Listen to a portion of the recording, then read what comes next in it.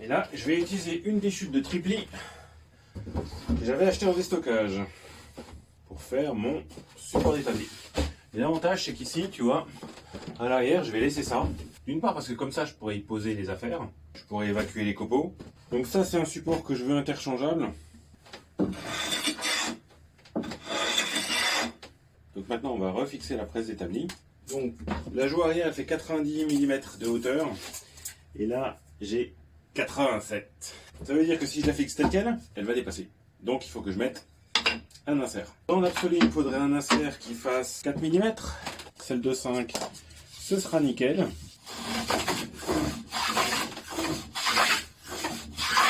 Donc c'est un autre avantage de ce montant, c'est qu'il est suffisamment fin pour qu'on puisse y clamper des choses dessus. J'avais aussi gardé précieusement la plaque que j'avais utilisée la dernière fois pour faire les trous des trous de vis. Comme tu peux voir, les trous que j'ai fait pour les bench jogs dans le montant, je ne les ai pas fait ici, parce qu'ici forcément il allait y avoir la presse d'établi. Et on voit aussi qu'il n'y a pas de matière à l'arrière qui retient. C'est là-dessus qu'on va travailler maintenant. Donc le dessus de l'établi, je veux pouvoir l'enlever à tout moment. Il faut que la presse, elle tienne toute seule avec ce montant-là. Donc sur l'avant, il n'y a pas de souci. Depuis le dessous, on aura les boulons. Et depuis ce côté-là, je vais faire un trou. Et puis, je vais y mettre un écrou à griffe, ici et là. Comme ça, ce sera en appui. Par contre, comme vous voyez ici, sur l'arrière et l'arrière. Et je vais mettre un certain nombre ici de trous avec des chevilles que je vais reporter dans celui-là, que je collerai sur toute la longueur et dans les chevilles, et que je pousserai en butée, et dans lequel je mettrai encore des trous et des chevilles de ce côté-là. Comme ça, on aura une excroissance qui sera solidaire à l'arrière et sur le côté. À nouveau, je fais que du collage et des chevilles parce que je veux pouvoir tout percer sans souci et savoir que la seule chose qui est dedans, en fait, c'est les vis de les... On s'est compris.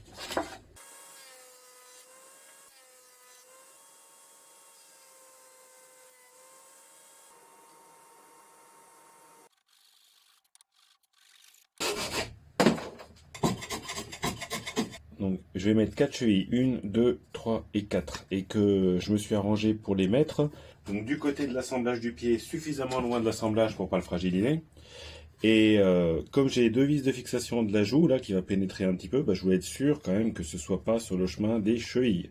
Donc je vais utiliser des chevilles de 10 par 40. Comme ça, ça fera un truc bien solide. Je prends mon petit gabarit pour percer bien droit.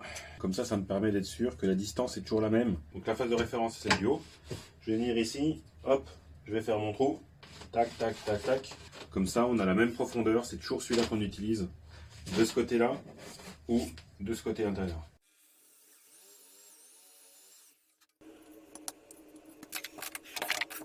Donc voilà les 4 chevilles, chacune dépasse de moins de 2 cm, ça c'est bon.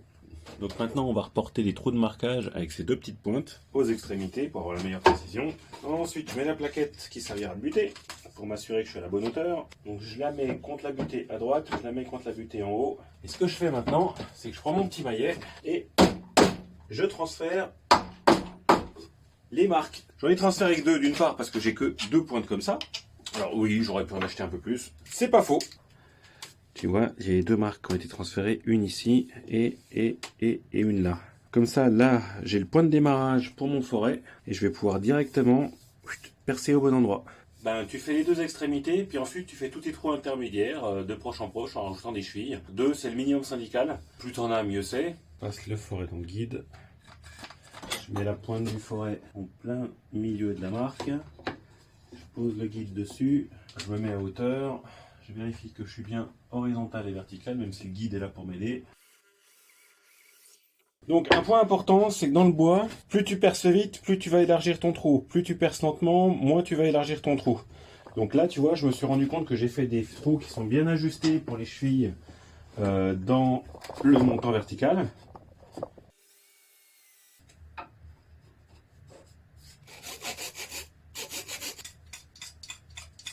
Alors ce coup-ci, on va tout coller à la colle rapide.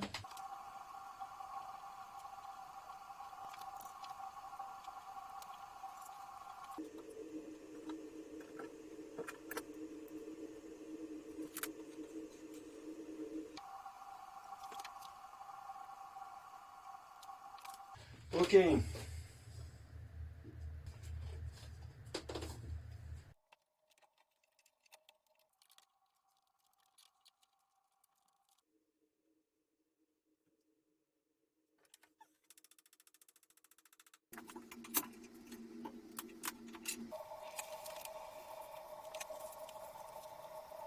Bon, bah voilà un truc qui va plus bouger. Et ben pendant que ça sèche, moi je vais aller grailler. À toutes.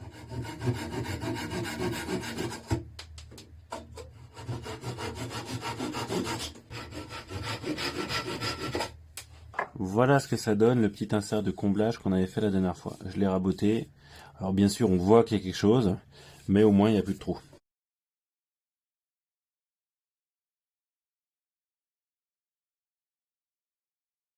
Ok, alors ça c'est la plaque que j'ai utilisée la dernière fois.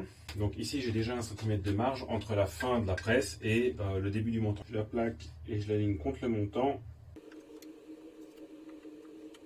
Donc ensuite on se contente de faire un très petit creux pour permettre à la bague extérieure de l'écrou à griffe de rentrer dans le bois.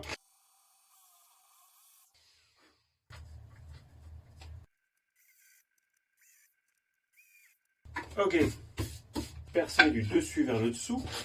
Et surtout, on va insérer les petits espacements supplémentaires, celui de l'avant et celui de l'arrière. Donc à nouveau, on va percer bien vertical avec le guide en mettant la pointe dans le fond du trou du forceneur.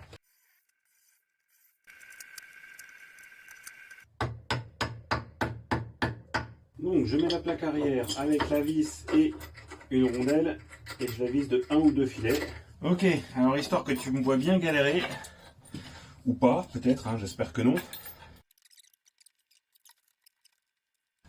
Tiens, ça me fait penser que ça aurait été intelligent si j'avais pris la clé avec moi pour visser. Bon, c'est bien, ça tient. Ok, alors je viens à l'avant.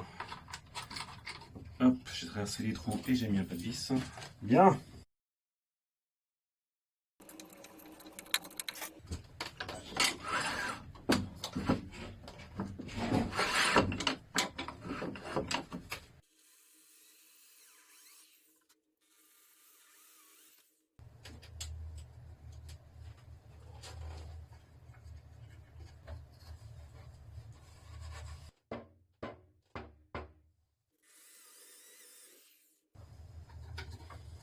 Et puis de toute façon, je pourrais toujours mettre une ou deux vis. Il reste plus qu'à le fixer au mur. Et ici, en fait, les murs, ils sont pas droits. À hauteur de la fixation que j'avais prévue ici, il faut une cale. Et à l'arrière, ici, il faut une cale pour chacun. Bon, et ben maintenant, on va faire les perçages dans le béton. On va faire un perçage ici, là et là.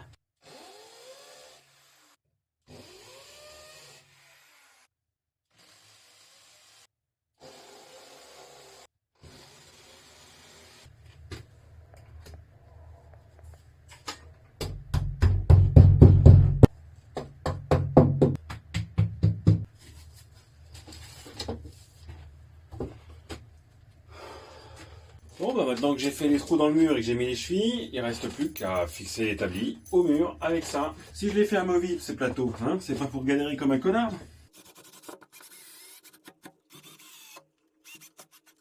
Donc, comme tu peux voir, à part l'avant qui se soulève légèrement quand on tire dessus, ok, ça c'est logique.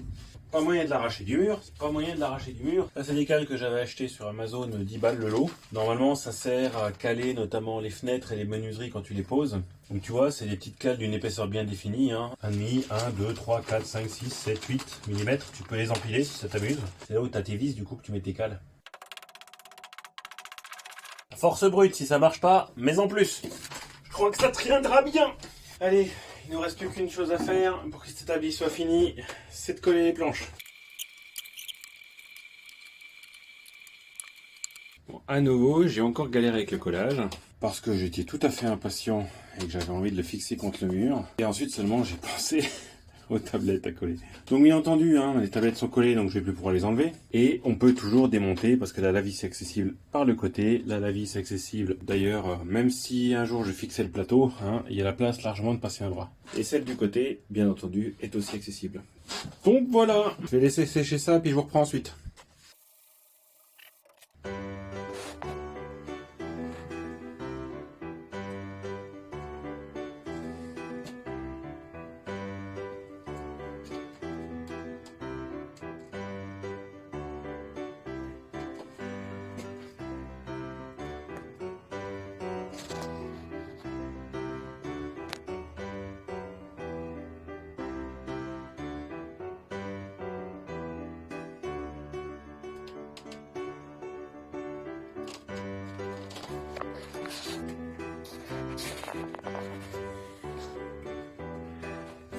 Tadam! Donc la presse est plus au bon endroit, parce qu'avant elle était vraiment proche du mur, et du coup quand je rabotais, je suis droitier, hein, j'avais un peu plus de mal. Donc je suis aussi assez content de l'idée du plateau amovible, hein, ça permet d'accéder à ce qu'il y a en dessous, de changer le plateau, de mettre un autre plateau avec un accessoire, etc. Enfin bref, peu importe. Il me restera à faire des trous pour les bench dogs dans ce plateau-là, mais ça fera l'objet d'une prochaine vidéo. Eh ben, je sais pas vous, mais moi je suis très content de ce nouveau petit établi. Il est à la bonne hauteur comme la dernière fois.